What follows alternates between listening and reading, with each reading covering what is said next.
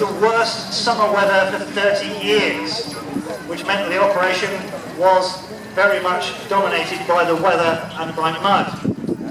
You'll notice over his lower legs he's actually got a pair of sandbags tied around. He's wearing them over his boots, over his puttees, and tied around his legs to help protect his equipment against the conditions.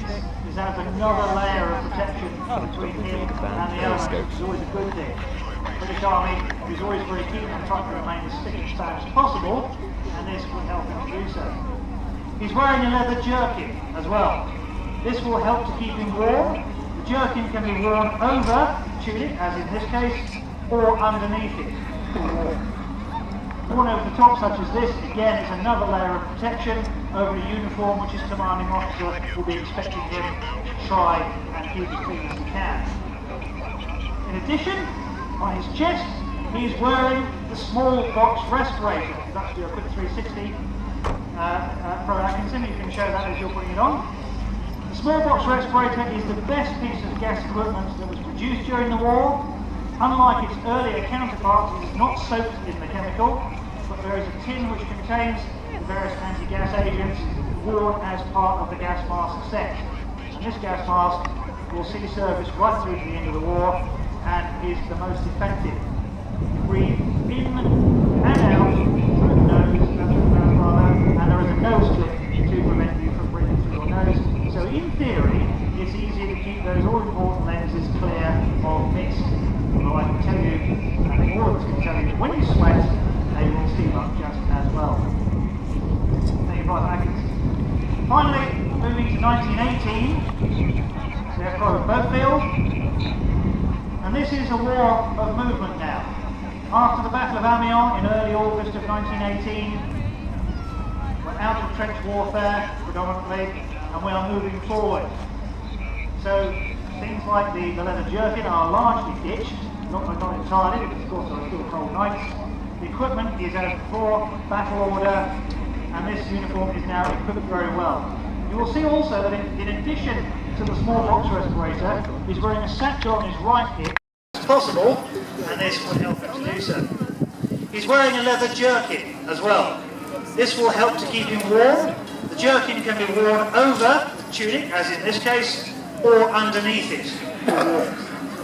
Worn over the top, such as this, again, is another layer of protection over a uniform which his commanding officer will be expecting him to try and keep as clean as he can. In addition, on his chest, he is wearing the small box respirator. If you'd like to do a quick 360, Pro Atkinson, you can show that as you're putting it on. The small box respirator is the best piece of gas equipment that was produced during the war. Unlike its earlier counterparts, it is not soaked in the chemical, but there is a tin which contains the various anti-gas most effective. You breathe in and out through the nose, through the mouth rather, and there is a nose clip to prevent you from breathing through your nose. So in theory, it's easy to keep those all-important lenses clear of mist. Although I can tell you, I think all of us can tell you, when you sweat, they will steam up just as well. Thank you, Private Atkinson. Finally, moving to 1918, we have Private Boatfield, and this is a war of movement now. After the Battle of Amiens in early August of 1918, we're out of trench warfare predominantly, and we are moving forward. So things like the leather jerkin are largely ditched, not entirely, because of course there are still cold nights. The equipment is as before, battle order, and then come into position, the team will be detached, and then the gun limber will be left in a gun pit and ammunition brought up to it by the crane form. Sam? 11:08.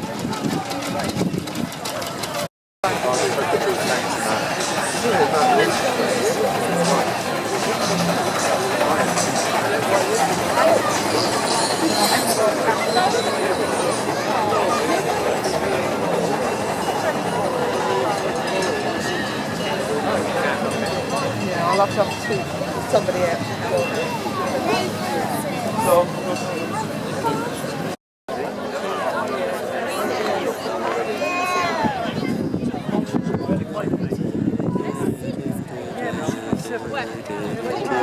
That's that's going to be on the recording. Yeah, I'm not sure if we'll have sound over it.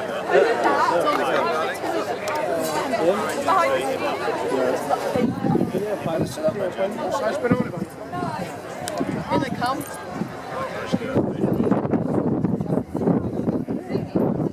Well, ladies and gentlemen, it does appear that they're on time. The cloud cover has lifted sufficiently, and we will have, in a few moments' time,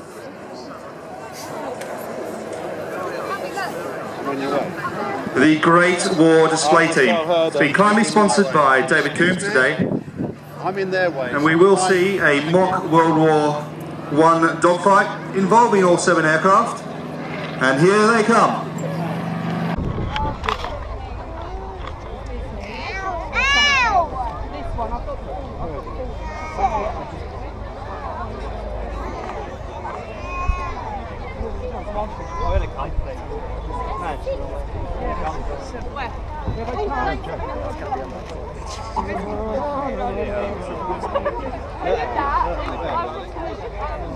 Behind the speed boat on this thing. No. Here they come.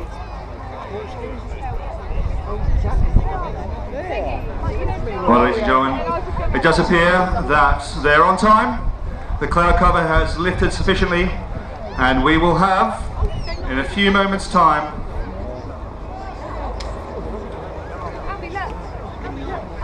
the Great War Display Team.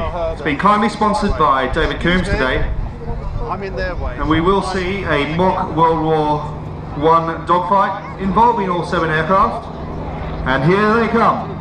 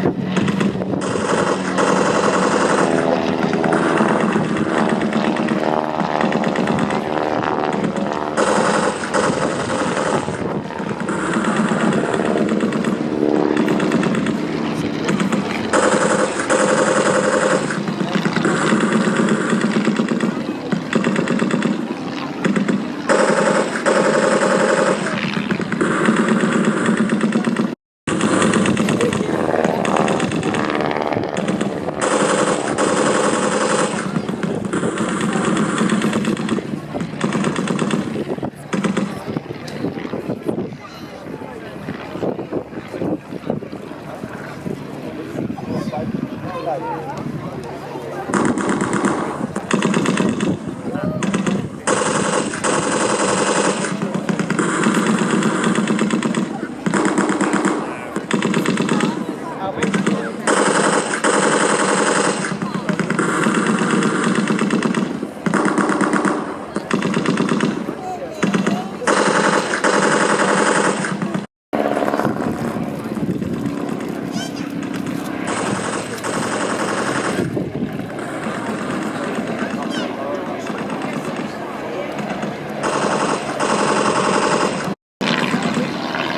can you film someone?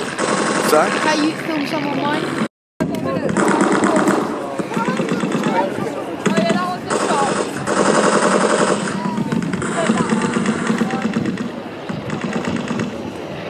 Oh, that's...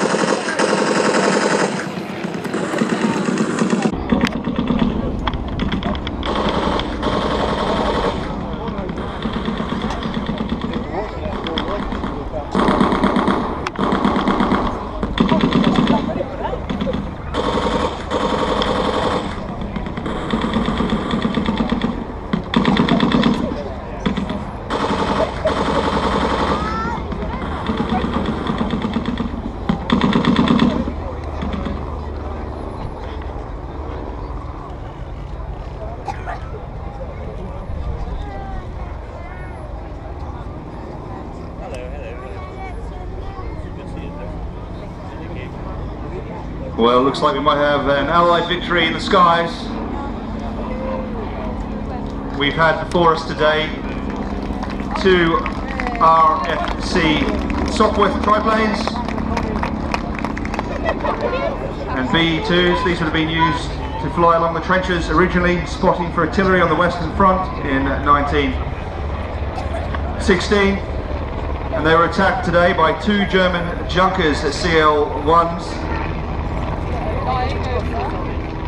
And dodging in and out of the dogfight was the Fokker triplane and the Sopwith triplane wheeling in and out.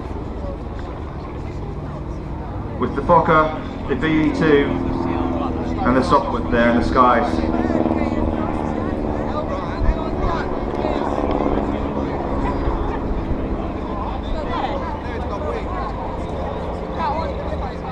It's great that these planes could make it today. We're a little dubious this morning, but the cloud cover's lifted enough now that we've been able to watch a fantastic dogfight.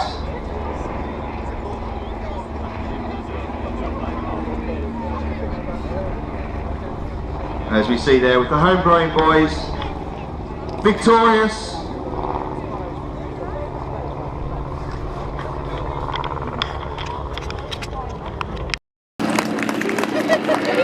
And VE-2s, these would have been used to fly along the trenches originally, spotting for artillery on the Western Front in 1916.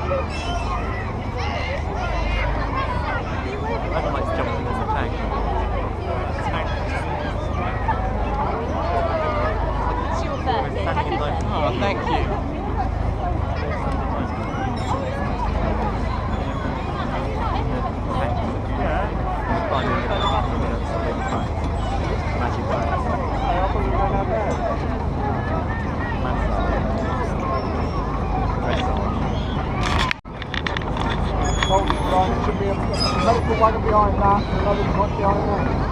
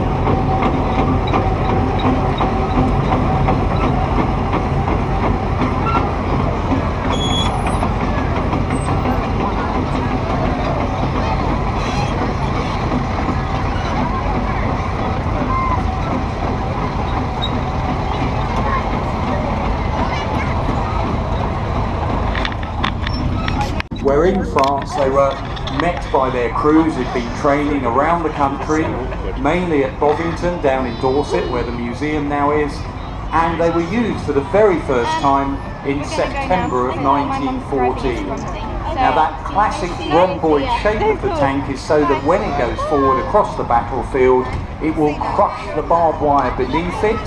It's about going the correct speed at the moment. Top speed with the wind behind you, about 4 miles an hour. That's because the infantry, that's about marching pace coming on behind. They didn't want to lose the soldiers following up behind them.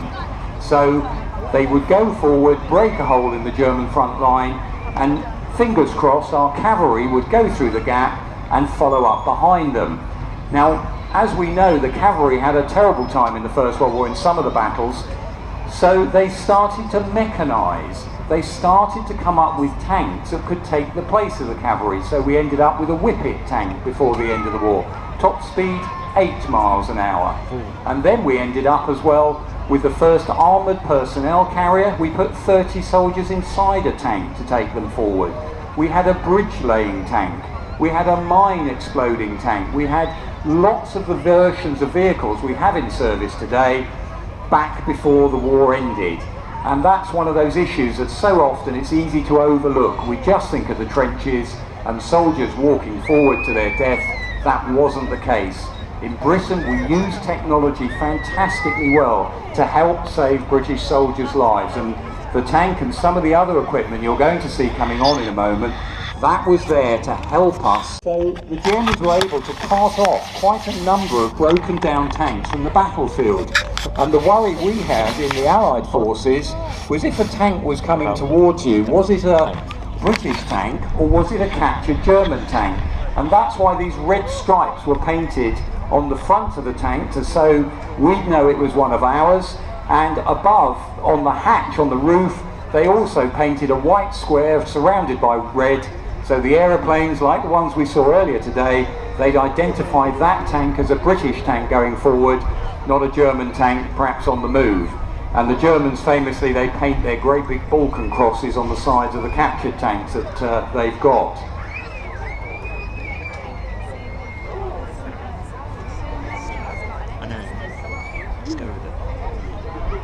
Now as the tank's coming around the arena, you can imagine what that must have been like if you're a German soldier with this thing coming towards you.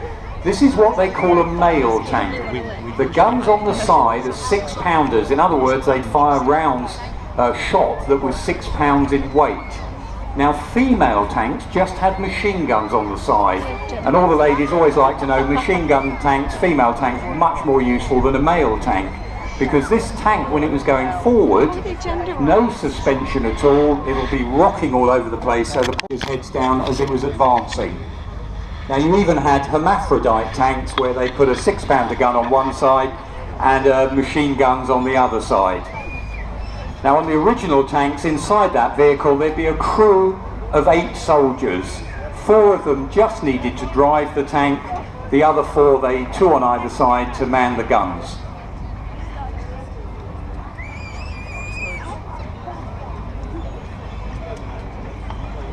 So the 4 drivers, the 4 people that are driving, 2 at the front in that little cab you can see at the front of the vehicle, commander, who's also operating some of the braking system, and the driver who's got steering levers in front of him. The idea really is you brake the track on one side to slow it down, the other side keeps going, and it pushes you round the corner.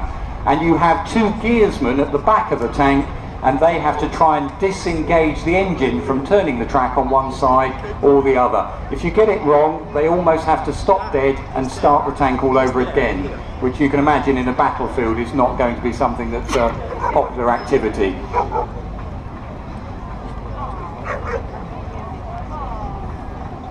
And if you look carefully, the bars across the top, that's for taking an unditching beam.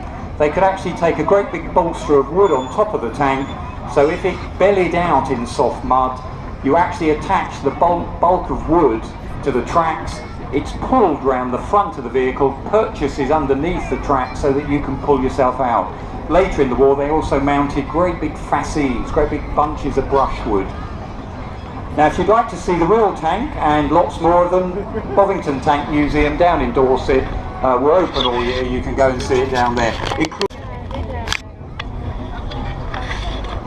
And well, many thanks to David of the Tank Museum, and my goodness me, it is something you must go and see down there if you're in that area, and take it in. Ladies and gentlemen, give a very big thanks to the Tank Museum for allowing that tank to come here today. It's encouraging, ladies and gentlemen. It's designed basically around a sporting outfit. If you were to look at a Norfolk jacket, a Norfolk walking suit from the Edwardian period, it's a very similar outline to this. It's a very practical uniform, and the soldier wears wool from the skin outwards. Now this is extremely warm, of course, and on a day like today, I can assure you it's extremely warm. But, of course, when he takes that equipment off and takes that tunic off, he will, the moisture will evaporate out very quickly. So it's an extremely practical uniform. On his boots, on his feet rather, he wears a pair of stout leather studded boots. The studs on the sole have two big improvement and offers you 30 to 40 minutes protection. Perhaps most importantly, he's now wearing a helmet. These started to appear on the battlefield in late 1915, and by the middle of 1916 every soldier was issued with his own battle bowler. So he is equipped as you would expect to see him on the first day of the Somme. Step forward is our 1917 model. As you can see, he is similarly equipped. He's now back with the webbing equipment, but the regular soldiers is now much more easily.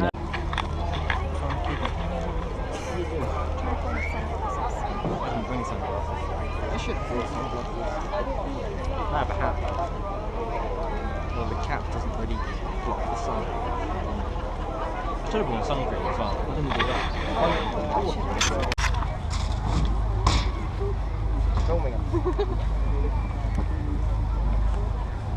Hello, we're here at the Romsey Show.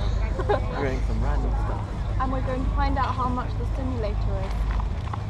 Yeah. People are looking at us weird. Well, we are walking along with a camera on a stick.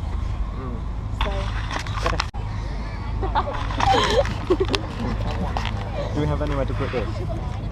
In you. I have no pockets. I'll put it in my bag. Thank you. Okay.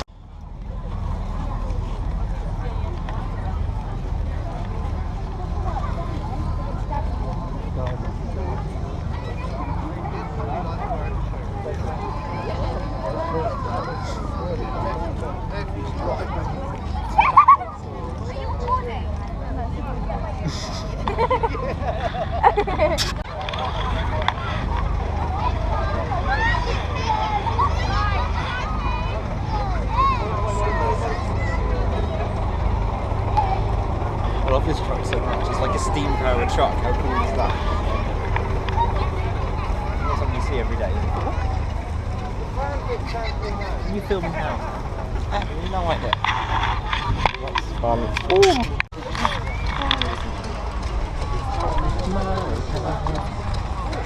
Look at me in the background.